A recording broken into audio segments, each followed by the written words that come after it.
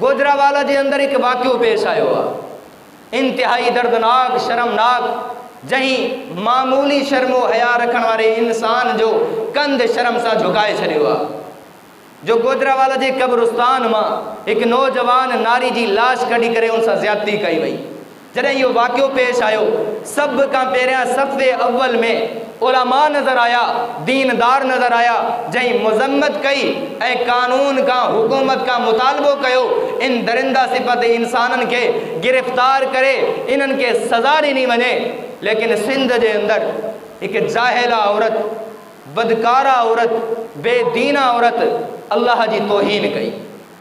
चई तव्हां मुसलमान जॾहिं चवंदा हो मरण का बाद में मानू अल्लाह के हवाले आ, तो अल्लाह साईं कबर में उन नारी की हिफाजत छो न कई? मालूम थियो अल्लाह आहे ही कोन। ये तव्हांजा कूड़ ऐं बटाका आहिनि। पहिरियां मां इन एतिराज़ जो जवाब ॾियां, असां जेको चऊं था मरण का बाद में इंसान अल्लाह के हवाले आहे, इन जो मतलब इहो आहे अल्लाह साईं हिन कायनात के एक कानून के तहत हलायो आहे, कानून के तहत बणायो आहे। फरमाई फ़अल्हमहा फुजूरहा व तक़वाहा, मां दुनिया के अंदर इंसान के अख्तियार दई छॾियो, मर्जी पवेस ईमान कबूल करे, मर्जी पवेस कुफर ते रहे, कोई ज़बरदस्ती कोन आहे। मर्जी पवेस नमाज ते अचे, मर्जी पवेस नमाज न पढ़े। केतरा माण्हू आहिनि नमाज नथा पढ़नि, अल्लाह जे तरफ़ां कोई डंडी कोन आहे। लेकिन अल्लाह साईं तो फरमाए इहा मर्जी अख्तियार तव्हांजो दुनिया ताईं आहे। जॾहिं तव्हां दुनिया मां मरी वेंदव, कबर जे हवाले थी वेंदव, तव्हांजा अख्तियार ख़त्म, उते अल्लाह जी बादशाही हलंदी। पोइ तव्हांखे तव्हांजे अमलनि जे मुताबिक़ जज़ा ऐं सज़ा मिलंदी। जेकॾहिं नेक अमल हूंदव, अल्लाह साईं तव्हांजी कबर खे जन्नत जे बाग़नि मां हिकु बाग़ बणाए छॾींदो।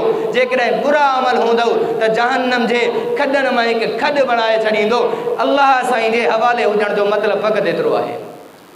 लेकिन हिन औरत के इल्म हुजे हा, अल्लाह जी गुस्ताखी न करे हा।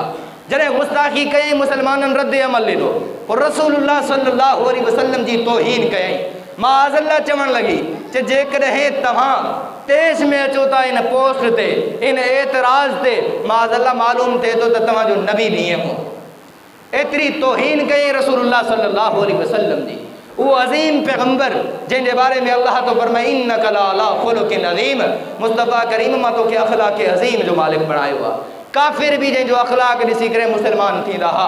काफ़िरनि भी मुस्तफ़ा करीम ते सॼी ज़िंदगी ज़ुल्म सितम कया, लेकिन पाक दामनी ते कॾहिं एतराज़ कोन कयो।